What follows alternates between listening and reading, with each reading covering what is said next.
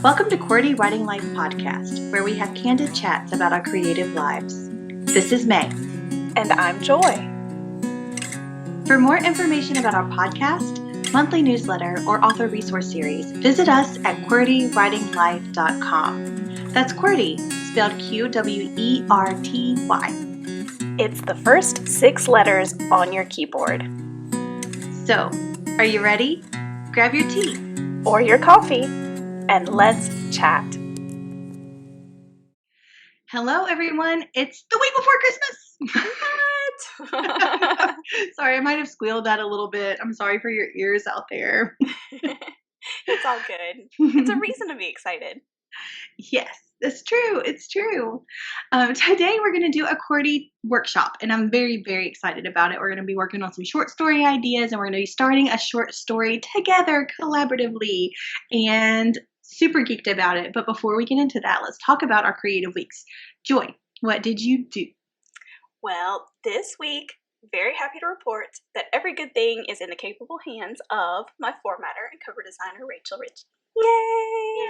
So my creative side of this, in addition to just getting all those files put together and sent her way, is doing all the behind the scenes stuff, that metadata stuff that if you're an author, you know what that means. If you're not, you're like, what in the world did she just say?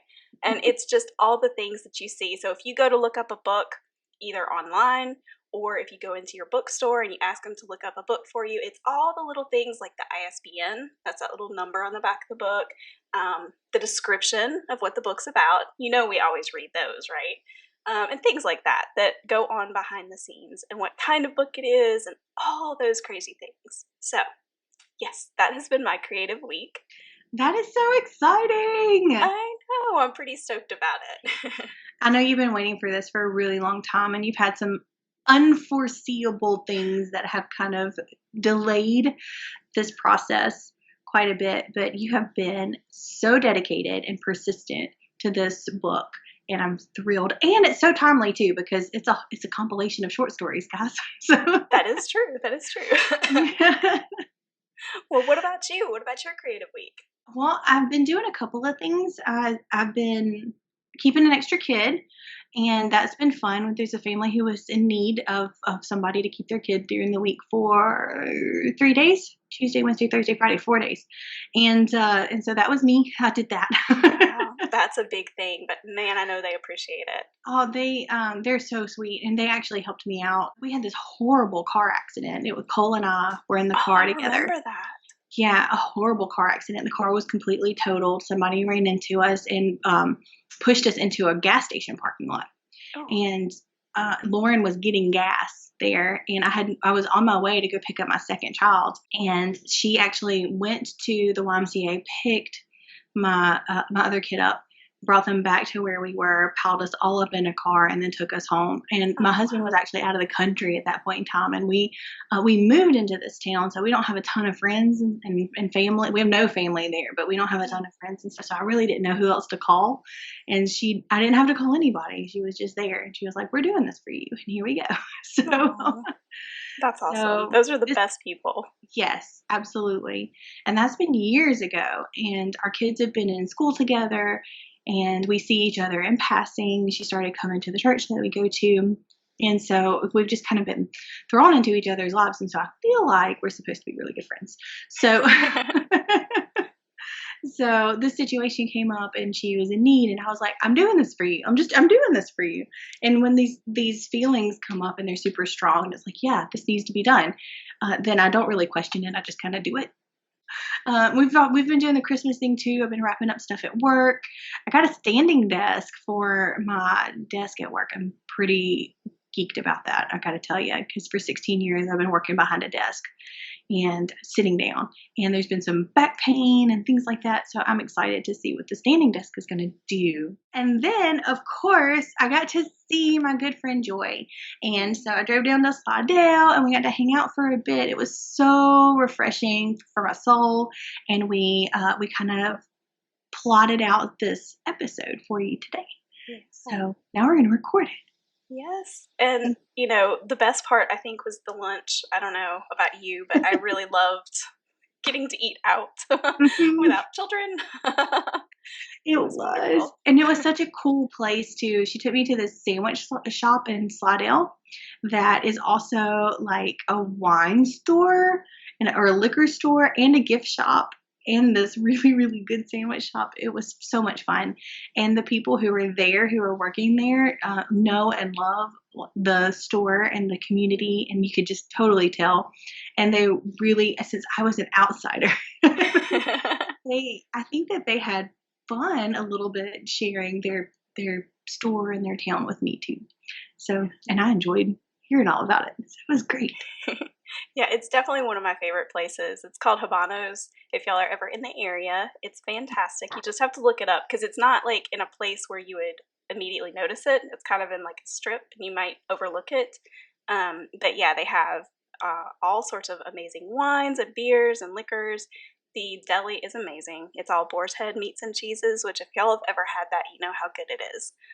Super good breads, all that kind of stuff. And they also have a humidor. So if you are into cigars and all that, they have that in there too. Mm-hmm. But yeah, it's like one of my favorite places to go for fun little gifts and stuff like that.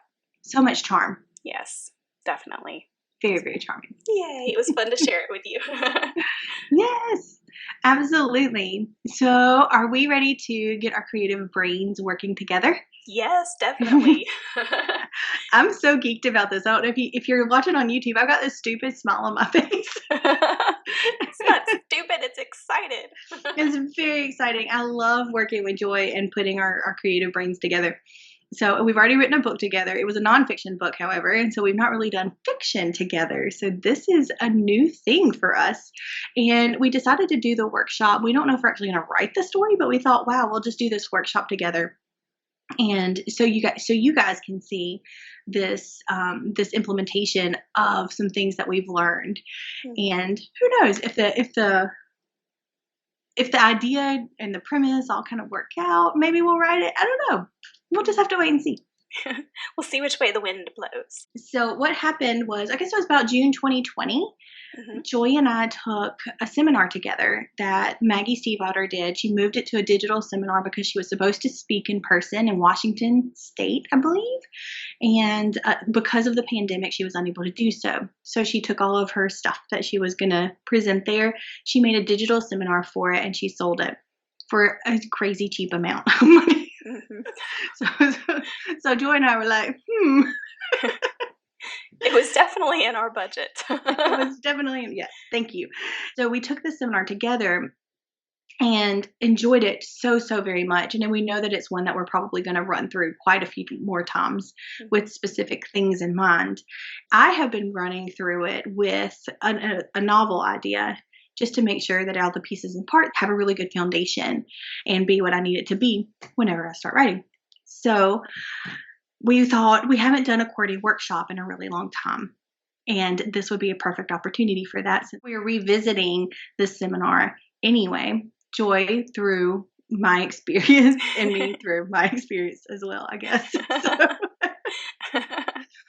So just to tell you a little bit about the foundational things that you need to know in order to make this workshop benefit you. So the first thing that we want you to know is that we are not telling you everything that is inside of this seminar. In fact, I think not even like a dust mote of everything that's in the seminar. This is just the things that we think are the most foundational in order to cultivate an idea into a premise so you can start really thinking about your story. If you want to, we'll have a link in the show notes if you want to grab the seminar for yourself. It's actually super cheap right now. She's cut it in half from what we've paid for it, which was already cheap.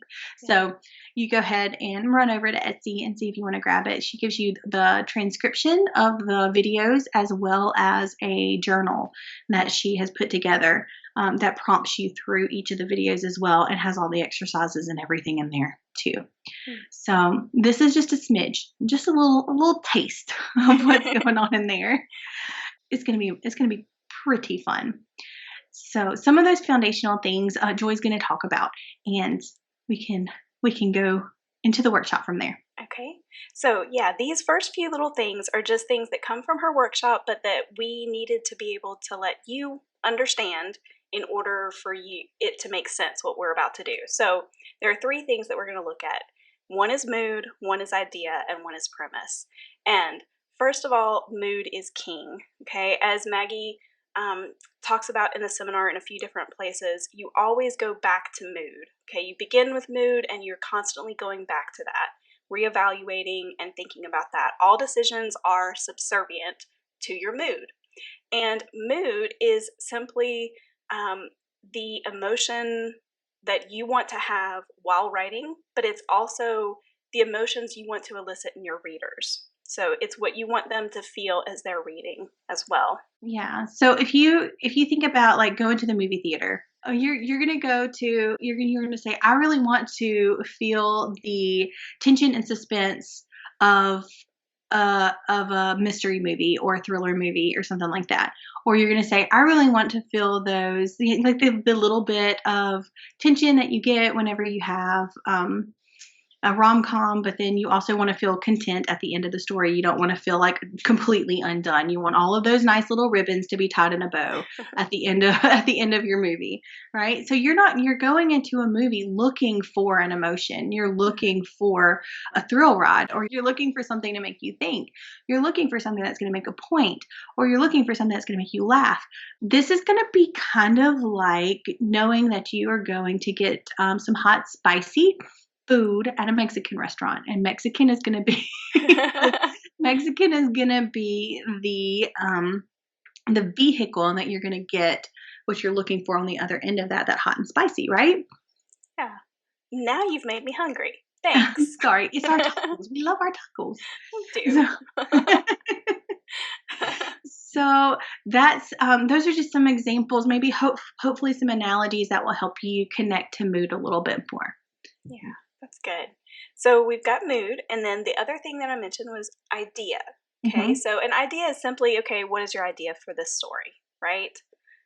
What is kind of your starting point to begin a story with? It could be, what if this character faces this challenge and whatever, okay? It's the idea. It's that little nugget that you begin with that gets fleshed out a whole lot more as you go.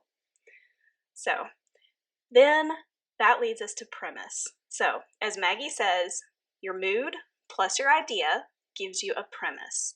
And basically, a premise would be like your 30-word elevator pitch that I know authors are familiar with, and probably any creative. If somebody asks you about your work, what is your quick little pitch that you give them? Like, that's the idea of what a premise is. Okay, so premise for your book is how you've just got a few seconds in an elevator, you can tell a person what it's about.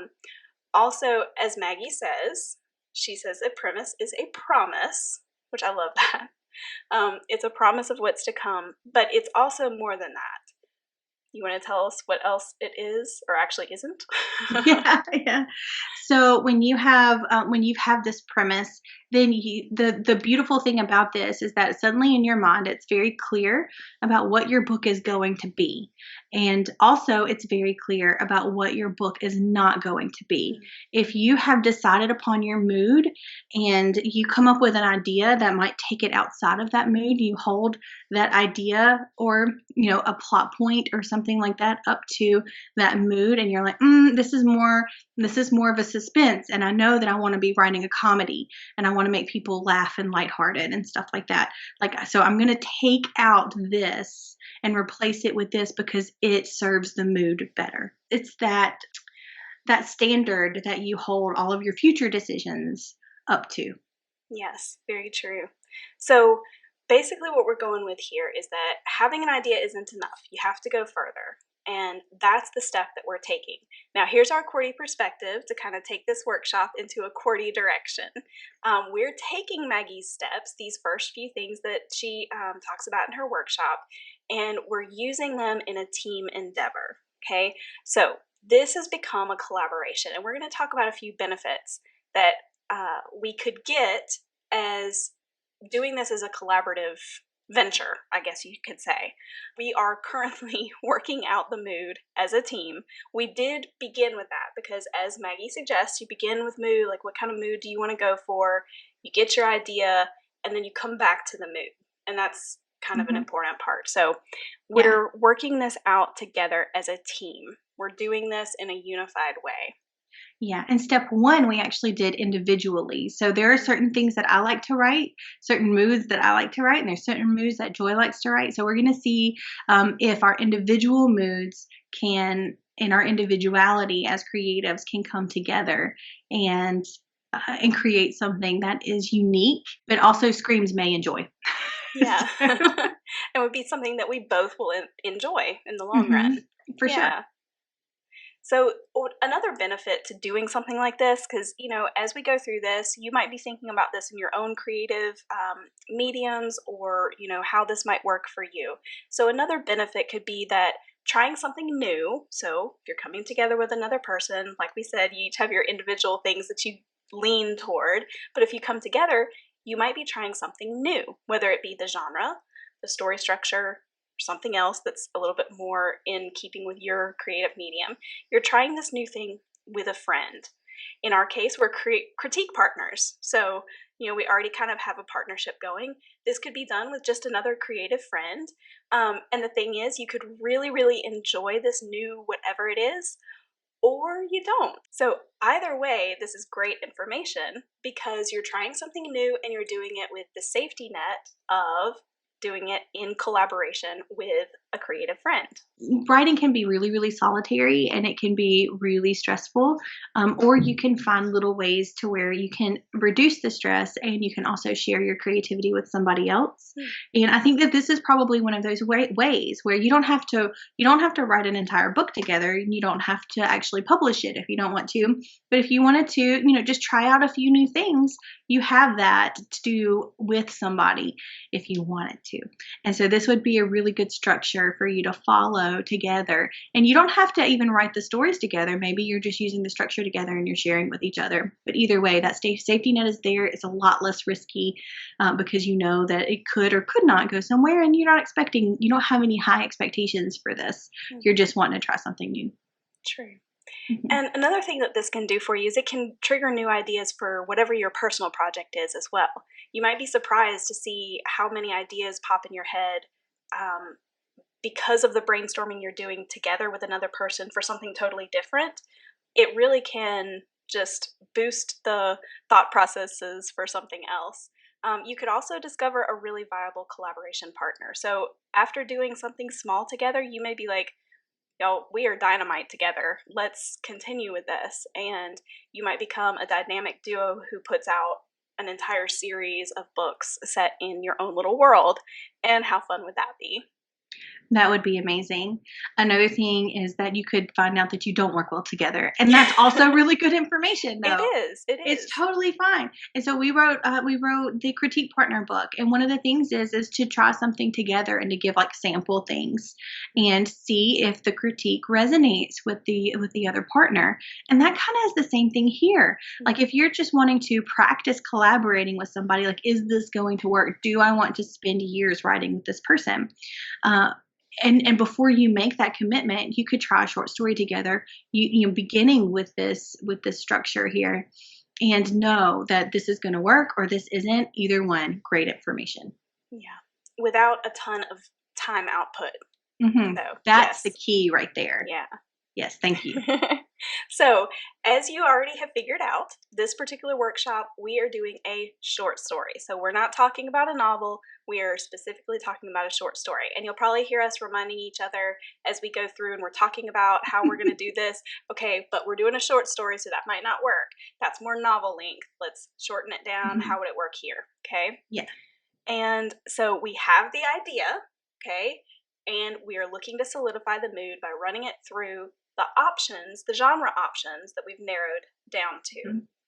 Yes, and just to hop back to the short story idea thing, it's very clear that novels probably need a little bit more than one idea, right? Because if you just had one idea, it'd be a very, very, very small book. So, so if you have your mood, it could be that your premise is your mood plus your idea plus idea plus idea plus idea equals premise. So that's why we're reminding ourselves that this is a short story, because you're not going to have the length available to you that a novel has to get all of the little details and the nuances in that novels can have in there. We know ourselves, and we know that we generally have to rein back in anyway. So that is true. We both tend toward that. So like we said, we're always going to be keeping, coming back to mood. That's what we're going to be kind of fine tuning here. And our idea is, are we ready to share our idea? Let's do it. Okay. All right. A small town mom has hidden or suppressed magic and can no longer do that. Yes. It is going awry. Yes, it is. She can't hold it in anymore. Yes. And so here's the thing. Here's something that we wanted to do. We wanted to play around with magic because Joy and I both have not really written magical stories yet, and we want to. So here's what we're trying out as a collaboration. Genre is like a vehicle for mood, just like a Mexican restaurant, like that label Mexican, is a vehicle for us to know what kind of food we're going to be getting when we walk into this restaurant, right? Tacos and tequila. Tacos and tequila. Thank you very much. That's how we're using genre right now in order to really solidify what mood we are taking. One of the genres that I really like to write in, one of the genres that Joy really likes to write in, and another, like, what do you call it? Wild card genre that Joy and I have neither of us have written in. And we're going to see how this idea can change and which one we're drawn to as we change the mood of the idea.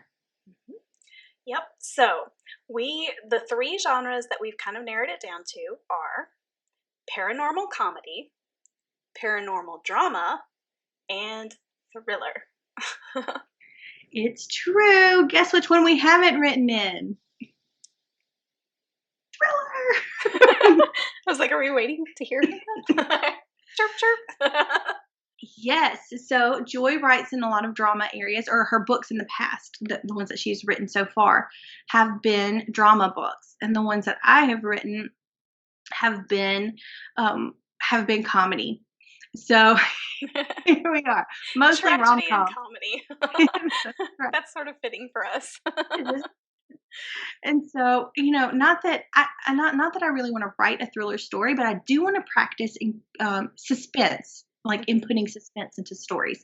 And I think that actually works out really well in some rom-com things and some of the genres that I write in as well. So that's what I want to practice. What do you want to practice, Joy? Yeah, I think the same thing. The raising the stakes, like how to get those high stakes, I think is a big thing in thriller that I may not have dabbled much in, but that also comes into play with like fantasy and stuff like that, which I'll hopefully soon, one day down the road, be transitioning into. Yes, that's very important for me. Yeah, I've mentioned the magic before, but I don't think I mentioned the suspense part of wanting to practice in that. We picked this idea because Joy and I really wanted to make an analogy for a woman's identity and how it can get lost in motherhood. And how it can get lost in motherhood or societal expectations, or just trying to give too much of yourself or more of yourself than you expect. And how you can lose yourself in that. And magic is going to be the analogy for the woman's identity. And so she's trying to suppress it. There's something about herself that is innate and natural to her that she doesn't love, and she's trying to fit in a way that is outside of this natural thing that she has. And so she represses it, and then eventually she can't control it. And I feel like that's very, very real life, like very true to life. And that we might all in some way be able to connect with that, like a universal existential crisis or something. But with magic. And sparkles. Like, I don't know. We don't know if there's going to be sparkles yet. We haven't talked about that. Yeah, so. We haven't gotten there. We don't know the kind of magic yet. That comes down the road. We got to get the premise first, y'all. That's right. Exactly. So that was why we were choosing this idea. Like, we wanted to work with women's identity and how she can, break free of that hold. Okay. So let's start out with paranormal comedy. Okay, so what could we see here with our mom? A small town mom. She's got suppressed magic. She can't control it anymore. Paranormal comedy. Okay. So the first thing that comes to mind for me is like mom drama. so Yep.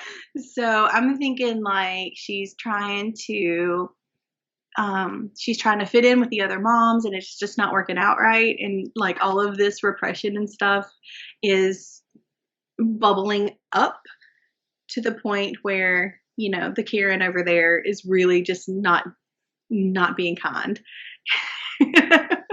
And maybe she's holding a coffee and maybe somehow our mom's magic like makes something happen to the coffee on Karen mom's shirt. Yes, I think that would definitely fit if we hold that up to the mood. That would be really funny. That would be really, really That funny. would be. I can kind of see it in my head too. So, so our mom is definitely our protagonist, and so maybe we could go with the mom being the antagonist. The other mom, the coffee mom. Yeah, the coffee mom could kind of be the antagonist. Because of my penchant for rom-com, I'm thinking single mom, but we don't have to go that way. What are you thinking? I don't know. I think originally I'm thinking like maybe her husband's part of the challenge in this, but the whole single mom thing, that brings up a whole other slew of interesting comedic challenges that could happen to her. And single moms don't have to find a man. You know what I mean? Like she can be a really great single mom too. Mm-hmm. And owning her own kind of maybe helps her daughter. Maybe her daughter's trying to fit in too. And the fact that she's not being who she needs to be is being a role model for how her daughter is acting. Oh, that's true. That's a good thought. And I love the idea, just going back one step, I love the thought of this not becoming a rom-com. So we're not getting her, you know, a man in this. Like, let's just get her to a place where she is content in who she is. Yes. And I really love that. I do too. Yeah. I like it. Yeah. Okay. But I love that too. I love that with, you know, because moms are so pivotal in their daughters' lives. And if the mom is holding something back and is not being true to herself and not working through her own issues, that can very easily translate into missing an opportunity to guide a daughter through something. So we know she's a daughter then? I think so. I think we know she's a daughter. Yeah. Okay. Also, so with the comedy thing, I just have to say, I immediately picture her as just being like a little bit awkward and like, you know, maybe not always saying the right thing at the right time. And I love that. Like, I love those kind of characters, kind of like a Bridget Jones type, where, you know, maybe she trips over her own 2 feet sometimes, or she just does these things that makes her feel worse about herself, but really it's just part of her personality and it's so precious. And maybe that's something she has to embrace as well, is, you know, just embracing all of the parts of who she is. So what can be her, why doesn't she fit in? Do you know what I mean? I mean, yes, she's a little bit clumsy or, you know, I'm a little bit over the clumsy thing, just a smidge. Okay. But that's not to say that we can't do something fresh and new with clumsy. You know what I mean?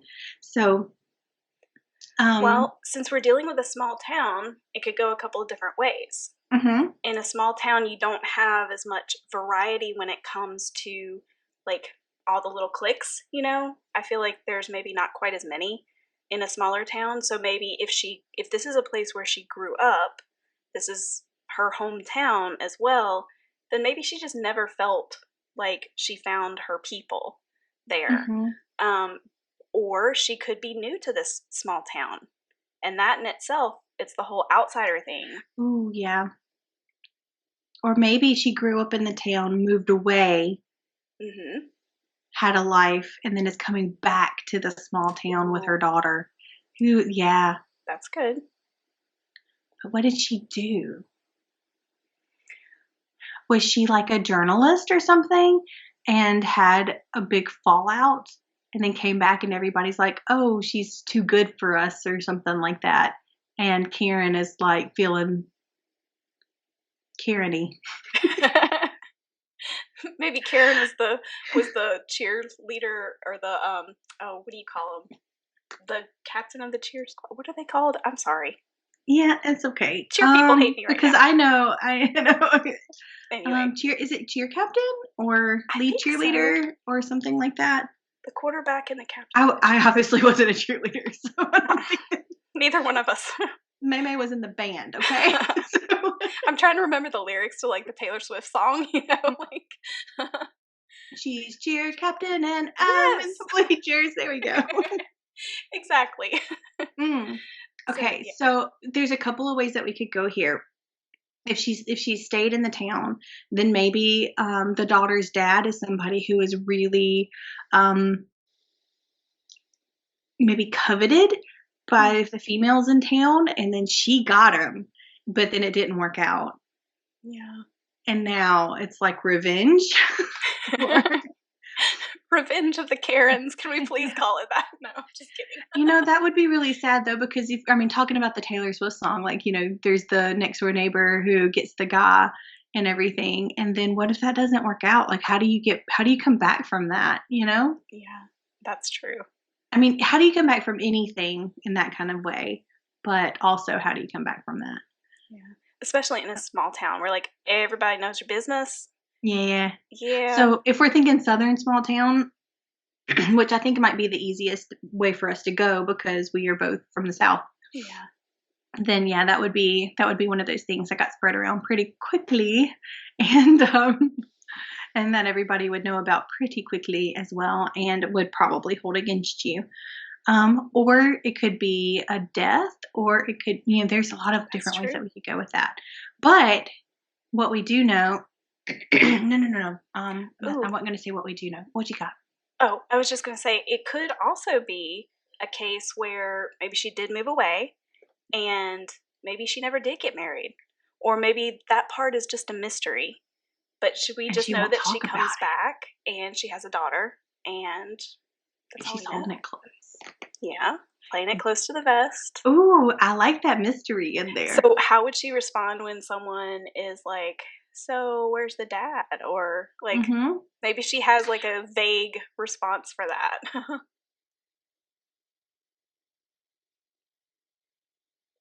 And that would also play into affecting the daughter.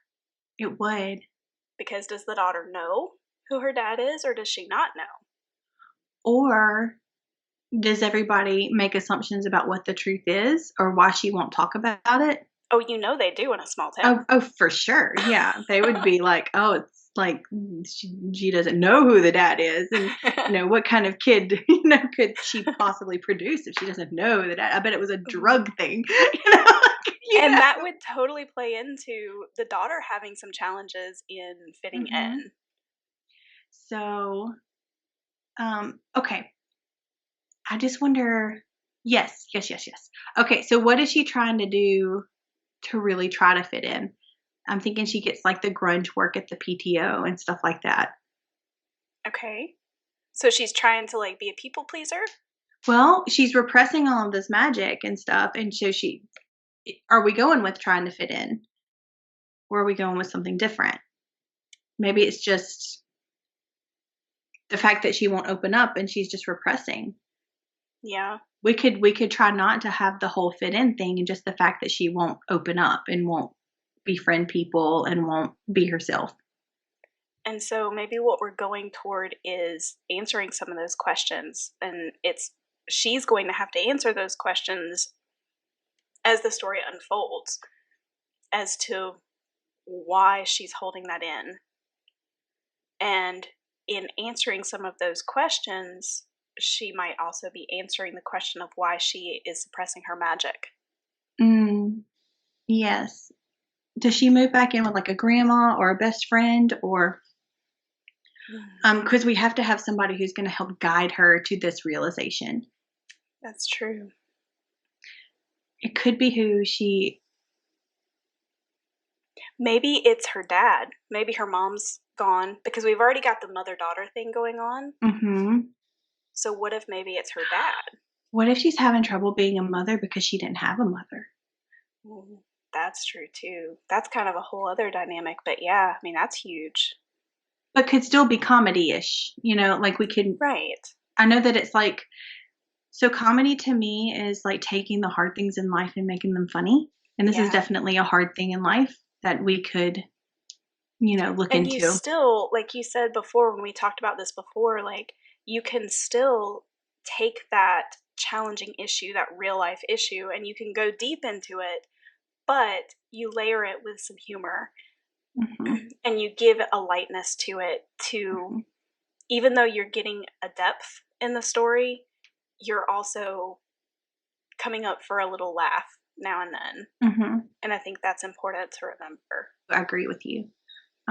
So she could move back and just get a little apartment or something all by herself, and maybe there's somebody who recognizes trauma when they see it because they've been through it, and that person tries to befriend her, and she's like, nope, I'm sorry, not happening. Like she completely shuts down. Or it could be she moves back in with dad. Yeah. And her daughter could never have met him before, didn't know, this was also a part of her life maybe that she shut down if she moved away and never came back. Yeah. And that people don't know about her.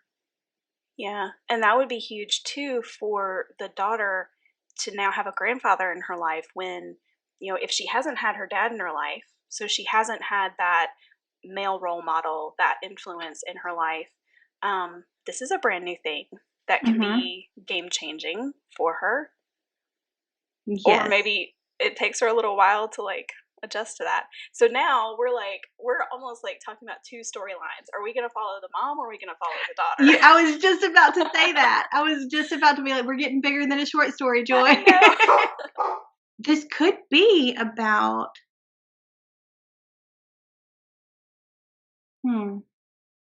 woman's identity. That's where we need to stick with. I was going to say this could be about friendship, and it really can be about friendship and a woman's identity if there's somebody who's going to help guide her out of her trauma, or at least speak truth to her, because that's what we need. Like any story needs somebody who's going to be like, this is the truth, to kind of help that character arc build and become, have a climax with that character arc. Right. And so, when you mentioned the other person, who could be kind of a mentor, if we're not doing like a dad or something like that, I immediately thought of like the spinster in the town that maybe nobody really spends a whole lot of time with, and maybe she's the librarian, and maybe the mom comes in to check out books often, and she just starts trying to befriend her whenever she comes in to get books, and she's slowly makes her way into the mom's life. I think there could be some funniness there too, because she's probably checking out books on things that might actually relate to her magic or something. Oh, yes. And what if everybody hates the town librarian, but because she's so-and-so, they can't fire her? You know what I mean? And so, like, what if there is like a curmudgeon there, and she recognizes something in her? Maybe she recognizes the magic and tries to reach out. Like, what if they both have magic? Yeah, that would be cool, because that was something else that we just really weren't sure about. Is there going to be more magic? Is she going to be the only one with magic? Like, how is that going to play out? Maybe the curmudgeon witnesses some magic happening in the library, like some funny book magic. Books flying off the shelves and paper going everywhere, and oh my gosh, she's gonna kill me. And maybe she's like called the town witch or something like that. That might be a little bit too on the nose, but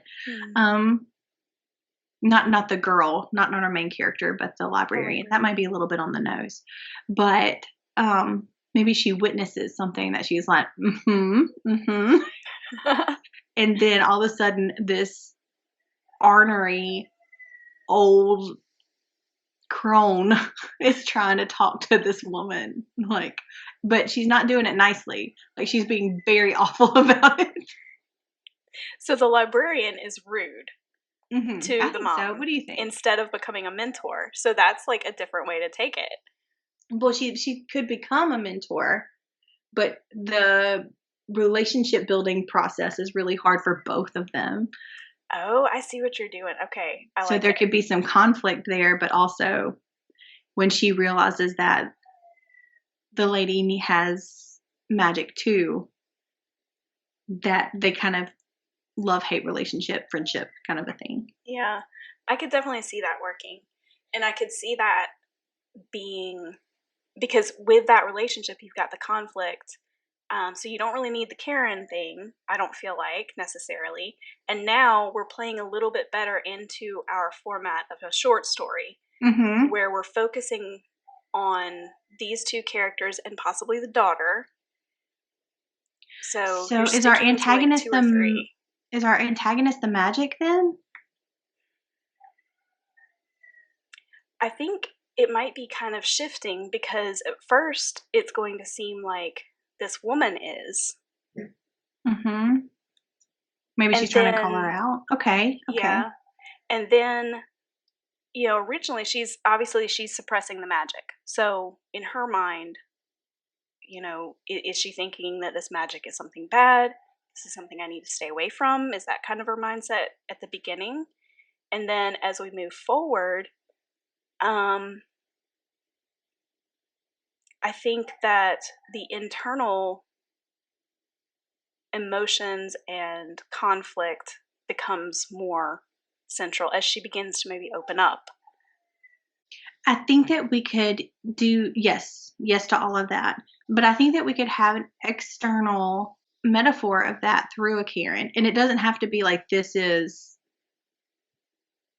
the antagonist, but there can be a situation at the beginning of the story where Karen's being ugly and something happens.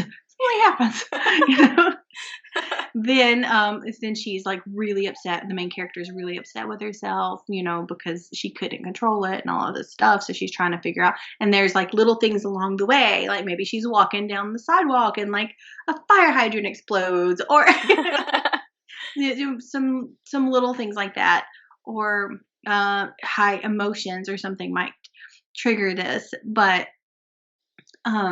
either way, she's going to search for answers, find the lady who ends up being kind of a mentor to her. And then through maybe Karen's daughter messes with her daughter or something like that. And then we don't have that. No. Yeah. But do you see what I'm saying? And then like her daughter, it's something to the equivalent of like she writes the report or something for Karen's daughter, but not so cliche as that. And mom finds out that daughter is doing all of this stuff to try to fit in, and it's kind of similar to what she's doing with like the PTO, trying to fit in. And then she's like, you know what, you're not doing that anymore, and you know what, I'm not doing that anymore. Yeah, that could work. I think we've talked this around to where we can kind of think about a premise. Okay.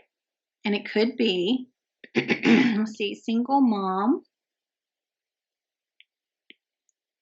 is unable.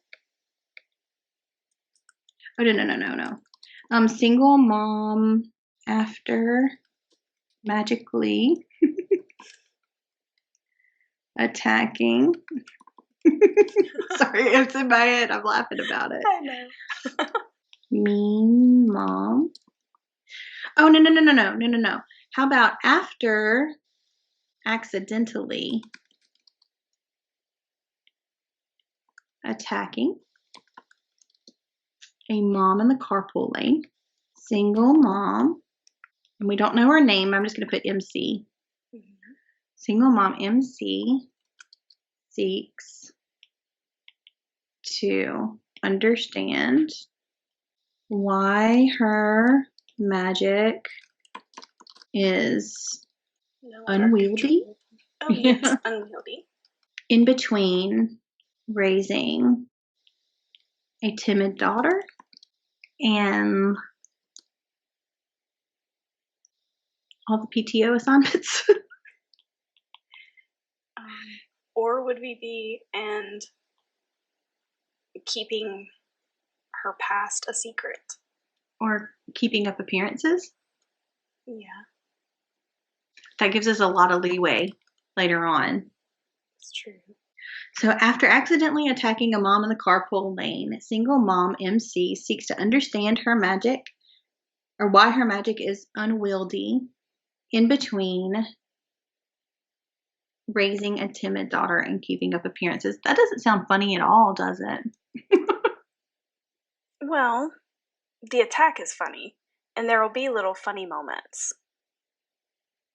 And trying to raise a kid can be downright hysterical. And keeping up appearances, definitely. Can also be. Yeah. So we have our comedic areas there.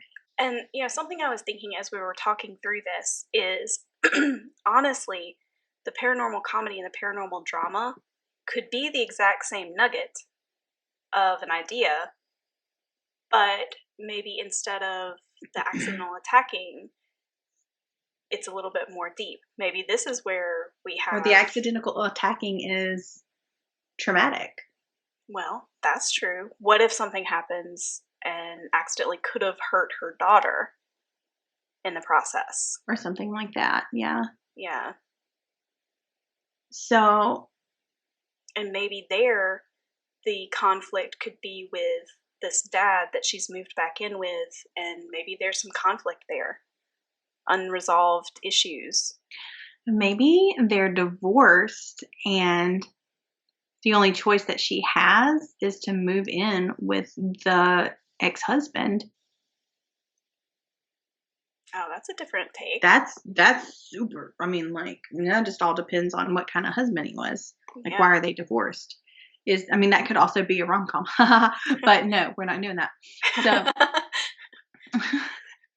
no laughs with this one. But yeah, I think that whatever happens here, our conflict needs to be super, super dire, like a sick kid, or somebody's in the hospital because of her, or there's something wrong with her. Maybe she's becoming ill from repressing it, and so these things are slipping out. Ooh. Yeah. I like that idea. Hmm. Honestly, that makes me think of Supergirl with Rain. I don't know if y'all have watched that, if you've gotten that far into the series. Anyway, I don't want to give away any spoilers. Maybe she's had a traumatic experience with her magic before, and that's why she's repressing it. But then it starts to make her sick after she has her kid or something like that. So this kid could be like a baby kid, Right.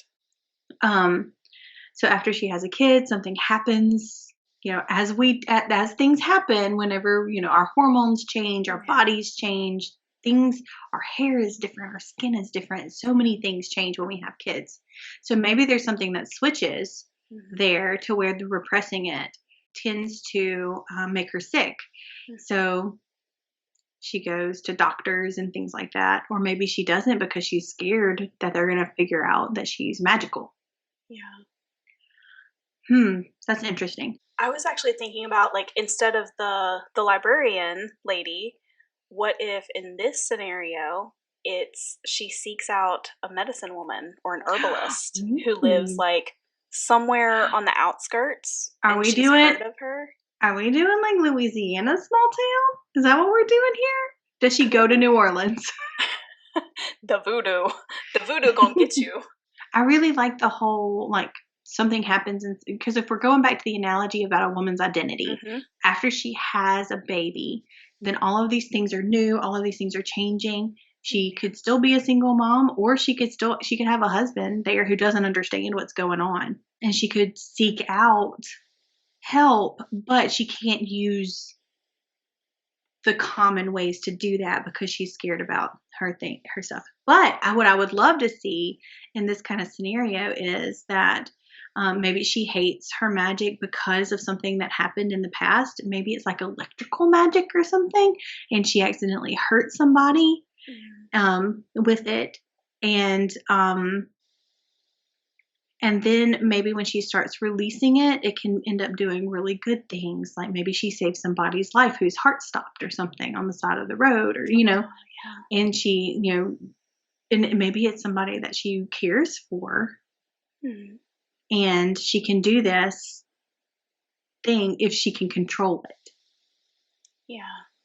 And so at that, maybe that could be like a climactic moment where she starts to realize that her magic can actually be used for good, and releasing it makes the color come back to her skin, makes her feel better, less lethargic, things, feel alive. And I feel like that's a really, really good analogy for whenever you start leaning into who you are and remembering who you are and practicing who you are after you have children, how that brings you back alive. I love that. I agree. I think that really ties in well with the analogy. Okay, so leaning back into the idea, that premise changes to, well, if we connect it to the paranormal drama, the premise changes to after the birth of MC's first child, her repressed magic begins weakening her. Basically, I was going to the thought that she has to dive into the trauma caused by the magic, perhaps in her childhood or something like that. And another traumatic event. Okay, so maybe we need something before after the birth. So maybe we say MC has repressed or suppressed. Is suppressed the right word? Suppressed her magic. Her magic ever since that fateful night.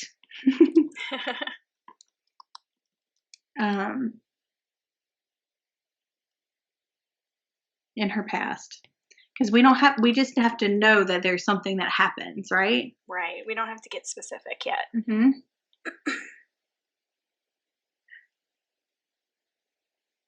How about has successfully suppressed her magic since that fateful night in her past, but after the birth of her first child, keeping it locked away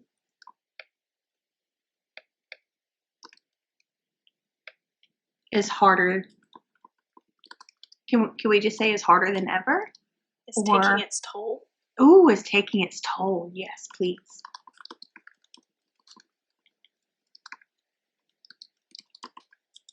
It's taking its toll on her.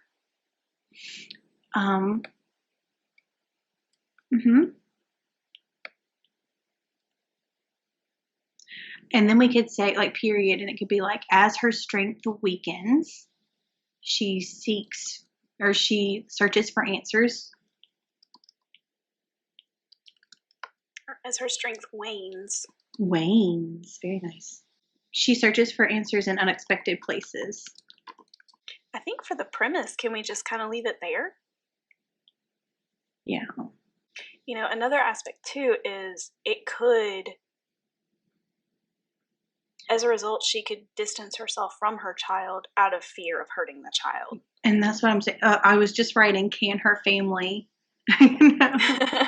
withstand or something? Like, she searches for answers in unexpected places, but will she have a family to come home to when all is said and done? So that could be physically or relationally, So maybe in this scenario, it's just her distancing herself from them out of fear of hurting them. Yes, or fear that they find out. Yeah, that could be it too. So, and maybe that's what she has to face. Maybe it's her husband who has some sort of something and she has to use her powers to bring him back. And then he knows she can't hide it anymore. Yeah. And, but maybe when everything kind of goes awry, he's already been seeing things. And he's like, oh, well, this makes perfect sense. Why didn't you tell me? That's silly. But I mean, that's generally how it happens, right? Like we create these stories inside of us that these things are so huge and unforgivable and all of this stuff. When really, whenever we share it, everything gets smaller and smaller and smaller until it's manageable. Yeah, that's true. So with this, we're maybe looking a little bit more at that relationship aspect. Mm-hmm. But she has to come to grips with her own identity and who she is and what she can do, and these little nuances that make her before everything can be fine at the end. Yeah. And she can move on and move forward. Yes, I agree. So, I mean, I think that hits really close to home with the analogy for sure. Yes, definitely. And then, honestly, I feel like this is an easy transition into the thriller part. Because I think if we went thriller, we could do the whole, like, through the swamp to find and focus more on the high stakes and finding this medicine woman or something like that. Well, she would have to have, like, somebody tell her that she has 3 days to live or something like that. For thriller, I think you've got to really have that external consequence of not succeeding in order to create that suspenseful emotion, that that anxiety, like, is she going to do it? Is she not going to do it? Is she going to make it? You know what I mean? Well, then maybe whatever it is, maybe it's not her health. Maybe it has something to do with her child now. If she doesn't get her magic figured out, like maybe her child is in the hospital and there is a countdown there. Could that work? But her magic's going awry. And we said that it was because of suppression, right? So it's not like the magic has been keeping the kid alive. I'm trying to find the thread here. So maybe she needs to learn how to use it. Because it's actually the magic that could save the child. And all of these years, she has suppressed it out of fear and a lack of understanding of what it could do. But somehow she sees, and that would be the thing, like how does she know now that actually her magic could be the key to saving? Perhaps I think the countdown, maybe the kid's not in the hospital. Maybe somebody's after her kid. Well, that could be too, because of her magic. Because of the magic. And she can't defend because she's repressed it for so long, and now it's sporadically, maybe her sporadic, like, outbursts of magic is what attracts the external conflict. Yeah. For her to come, and it's easier to train a kid than it is to steal an adult. True. And maybe also whatever this force is that needs her and her magic, she's not good to them until her magic is like completely at its highest strength. And so they need her to learn how to use the magic in order for it to be strengthened. Maybe she's easy pickings because she doesn't know how to use her magic, or they think she's easy pickings. So then why would they take the kid? They would take the kid because she can't defend the kid. They prefer the kid because kids are easier to brainwash. So the kid has magic. I think the kid has magic. And I think maybe the kid's a little older too. So maybe this is not a baby. I don't know. If the kid is older, then we have the fact of, does the kid know that they have magic? And then the mom knows that the kid's got magic. Well, the mom's been trying to suppress her own magic, so what does she think about her kid having magic? Like, that's a whole other thing. What if when her kid gets magic, it sparks the chaos that is her magic? So would she have known that been she repressing? Had okay. Yes, yeah, that she's been repressing, and maybe the fact that there are two magical people in the house, her magic's like, yep, not hiding anymore, or something like that. Yeah. Which, if the kid is older and they are able to combine and get, like if she's kidnapped and they're able to get back together, that could be a really cool moment where they're both like kicking butt with both of their magic. That's true. Because it's feeding off of each other. And wow, what a message about motherhood and how our kids kind of make us stronger. Yeah. And how we can make our kids stronger too. But how does that serve the analogy for identity? Because I said that and I was like, that's not what we're doing, May.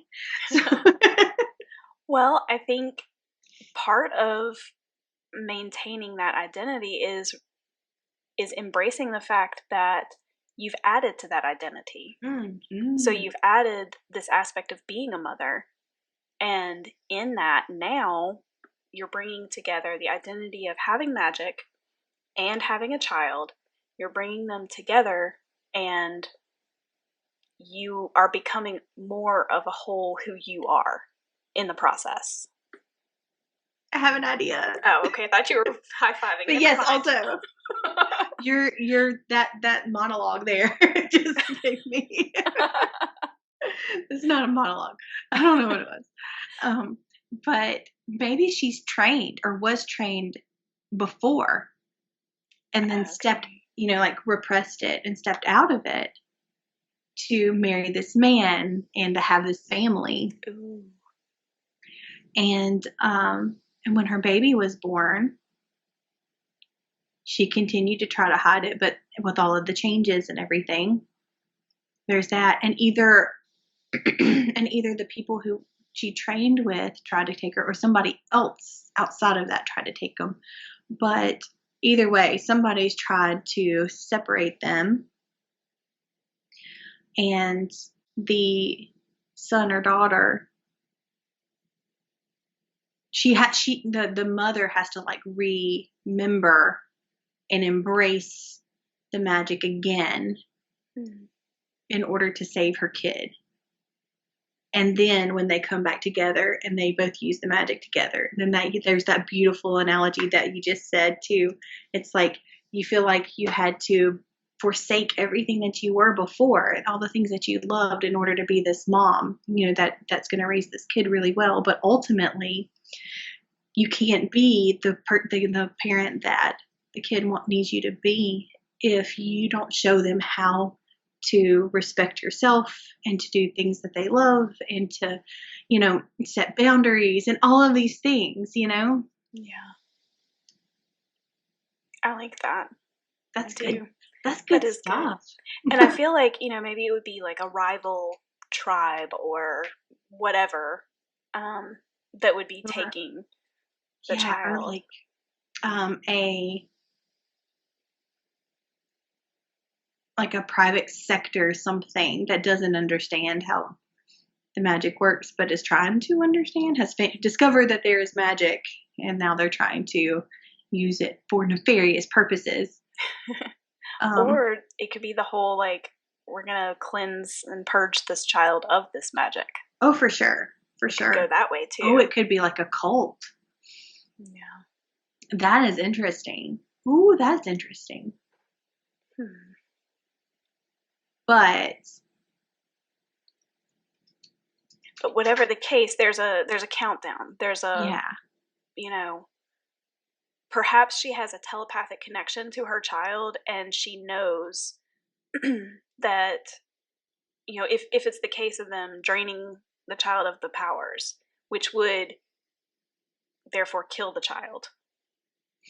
And maybe maybe she knows that and she realizes how long. That it has to be done at this particular place at this particular time. Yeah, because that's a big part in magic is like certain, Yeah, the eclipse phases or the equinox of moods. Yeah, stuff like that. Exactly.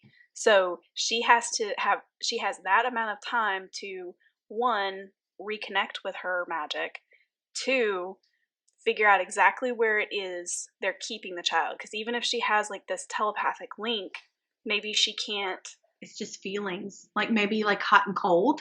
Do you know what I mean? Ooh, yeah. Maybe like maybe things she like the breeze. witnessed. Maybe there was somebody who misused magic in her coven or her community or whatever when she was a child, and she saw the de-magic process happen for somebody who misused it, and it was like a ceremony kind of a thing, like how they would have the whole town come in and watch somebody's head get cut off, in the past. So maybe that could be something that she witnessed. Right. And maybe it's a situation where like there's one of, let's say, 6 places where this ceremony can take place. There's only 6. And so she has to use the little bit of feelings that she's getting combined with what she knows of where it could take place and kind of logically deduce, because she'd only be able to get to one place in time. So she has to make the right logical deductions to get there. Maybe she has to go back to her original community that she left to get help. To get help, yeah. And that's hard. Because if there's 6, and we're talking about short story here too. Right, that's true. There would have to be people who could help her. And that plays into the women's identity thing as well, because as women, it's hard to ask for help. If this is a heroine's journey, there's going to be a moment where she has to ask for help.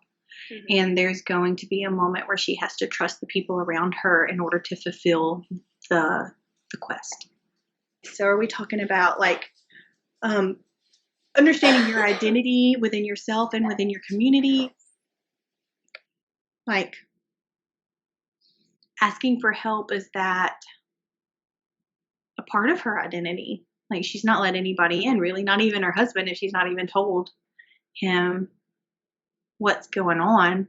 Or does she even have a husband? Perhaps her husband is why she left.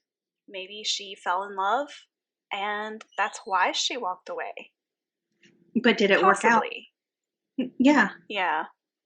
I don't know how that would play in with all of the other things that we've said, though. I don't know if that would be the right reason that she would have left. I think perhaps her reason for leaving has to be more. Yeah, but I mean, there's got to be, for that kind of community, that tight-knit community with the secrets that you have in the middle of a society that is unmagical, there has to be like consequences to leaving something like that, right? So does everyone have to disown you if you decide to leave the community? And maybe that's one reason why she's alone. Perhaps. There could also be more like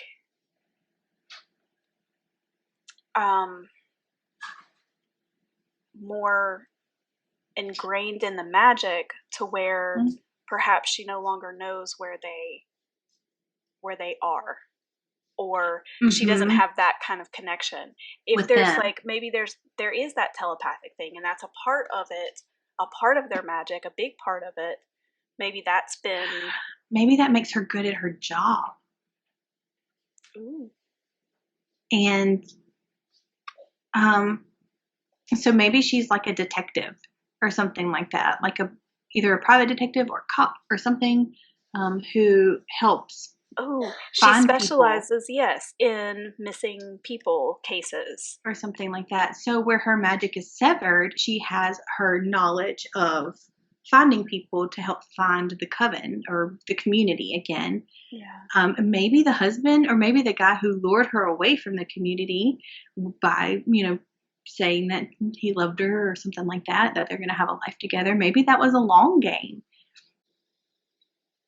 So maybe he was trying to get her separated from them. Maybe the baby or the child is more important than we realize and is like a key to unlock something, but not until he or she displays magical abilities. There you go. So, and taking that from the child would kill the child. Interesting. So maybe the like huge twist that you don't see coming, spoilers y'all, is that the dad was involved, and we don't know that until the very end. Yeah, could be. I don't know. That could be interesting. That could be interesting. I almost feel like this one would be the hardest to stick into the short story format. Maybe so. Or maybe not. Maybe it's just because there's so many different options here that once we narrow it down, it won't be so, You might actually be able to if you start mid-search. Right. So, and the backstory has to be woven in and mingled in instead of, if you start chronologically, then it's going to be an entire novel. Yeah, for sure. And the very nature of a thriller short story, it's got to begin in high stakes moment.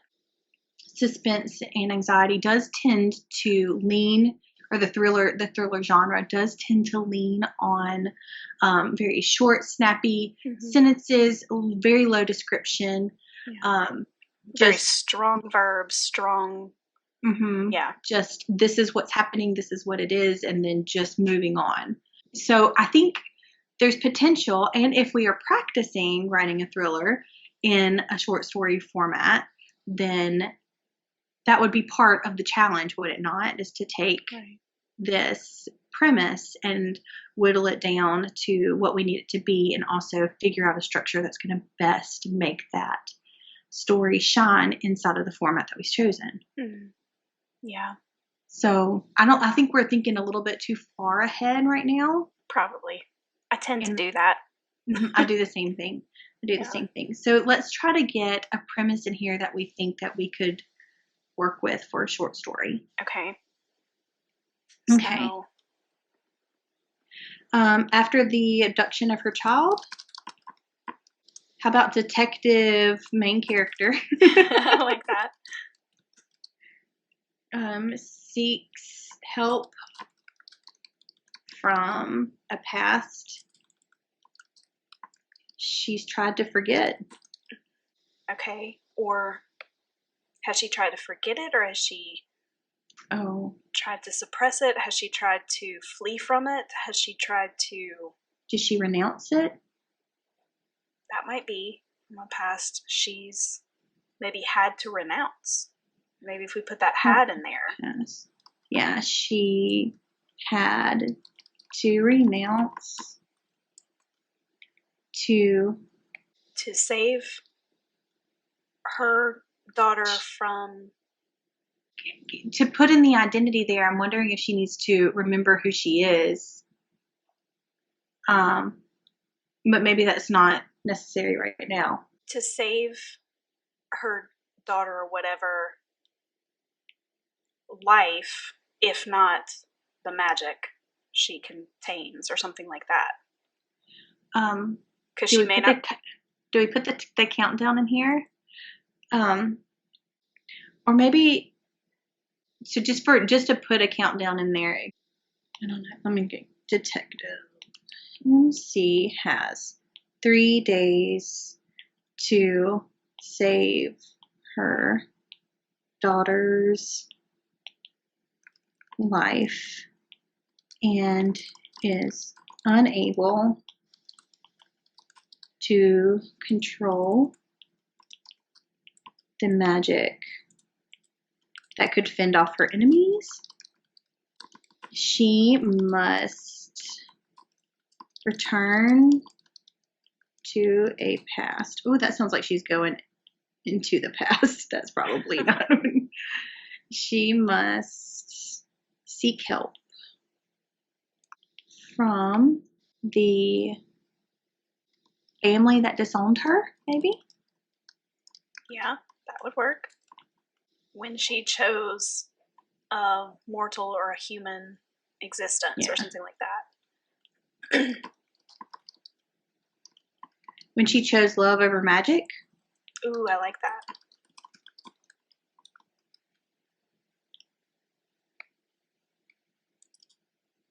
Okay. Choose, hold on. Here's 3 days to. Has 3 days to save her daughter's life, but is unable instead of and, maybe? Mm-hmm. But is unable to control the magic that could fend off her enemies. She must seek help from the family that disowned her when she chose love over magic. The detective main character has 3 days to save her daughter's life, but is unable to control the magic that could fend off her enemies. She must seek help from the family that disowned her when she chose love over magic. Okay. I mean, that's solid right there. Yeah. The premise is there. Yeah. And the mood is there too. You feel the anxiety of it. You feel the pain of having to go back to the stress and the pain of having to go back to people who have disowned you in order to ask for help. So there's pride, there's injured pride, and that's how desperate she is, you know? Yeah. Okay. So, how do you feel about our 3 options here? I think it's good. So should we just kind of reread the 3 premises? Yeah, let's do it. So after the whole workshop, here's what we've got. So, paranormal comedy. After accidentally attacking a mom in the carpool lane, single mom, MC, seeks help to understand why her magic is unwieldy in between raising a timid daughter and keeping up appearances. Yeah, that one could be fun. So you kind of see where we took those comedy areas and heightened those up in order to express our analogy of a woman refining her identity after motherhood. So attacking a mom in the carpool lane, super funny. all of the things that can happen with unwieldy magic, super funny. Trying and failing to raise a daughter can also have their funny moments, and then keeping up appearances is always funny to me. So, yeah. All right. And then paranormal drama. So, main character has successfully suppressed her magic ever since that fateful night in her past. But after the birth of her first child, keeping it locked away is taking its toll on her. As her strength wanes, she searches for answers in unexpected places, but will she have a family when all is said and done? Mm-hmm. And for this one, we really focused on the relational aspect of the mom. And yes, she's got to figure out who she is and all of the identity things, but she's also trying to keep her family together. And by the end of it, will she or won't she? That's the part of the drama of it all. But we also threw in some extra tragedy in there with something that happens in the past because of her. So she's created this misbelief about her magic. There are crazy things that happen to you as a mom. Whether it is a heart change or a hormonal change, you change no matter what. And so we're using that change to kind of spark the chaos magic that's going on in there. And she's going to have to figure out how to live with it or expel it and figure out what's going on there. Yep. So we stick with all of our drama things, with all of our promises that we use too as for choosing a drama genre. And using that as our vehicle to create that really sad and conflicting emotions that you have whenever you're watching or reading drama stories. Yeah, that's good. And then finally, our thriller premise. So this is Detective MC has 3 days to save her daughter's life, but is unable to control the magic that could fend off her enemies. She must seek help from the family that disowned her when she chose love over magic. And we represent this genre well by giving a countdown this terrible thing that's going to happen. So there's a limited amount of time. We create tension by making her go back to the family who has disowned her. And so there's emotional tension, prideful tension. There's are they going to kill me tension before I even get a chance to tell them that my kid's in trouble. So you've got that. You also have this unknown villain out there who is stealing magical kids, or just hers. We don't know yet, because we don't have to know yet. So, but we uphold the genre and we give the promises to the audience and to ourselves by sticking with some of the things that are prominent in that genre. And we keep all of our decisions subservient to the mood by choosing things that are going to create the suspenseful, dark, tragic anxiety. There you go. So those are our 3 premises that we have run through, taken ideas and moods, put them together, and we've come up with these 3 premises for you guys. So now, the challenge for you would be to try something like this. Find a creative friend, and whatever your creative medium, figure out a way that you can collaborate on something small, something short, and see what comes of it. A fun thing that we could do as well is if you could just let us know which story idea you like the best. Just give it a 1, 2, or a 3. 1 for comedy, 2 for drama, or 3 for thriller. And there's a very good chance that if we have an overwhelming amount of people who are interested in a particular storyline, maybe, just maybe, Joy and I will write it for you. That would be a lot of fun. I would love that. Yeah, tons of fun.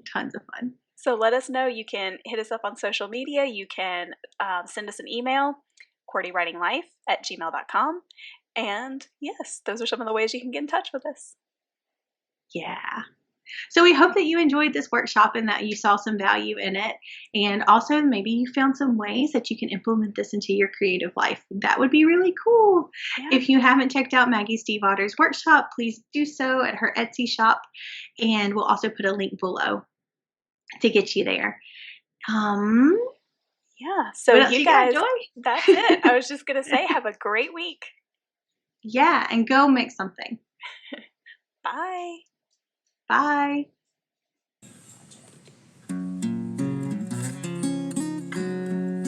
Thanks for tuning in. We hope this episode encouraged you.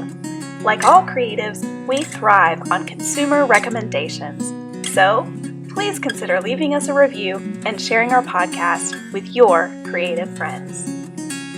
If you'd like to continue this conversation, visit us on our website at QWERTYWritingLife.com or on Instagram at QWERTYWritingLife.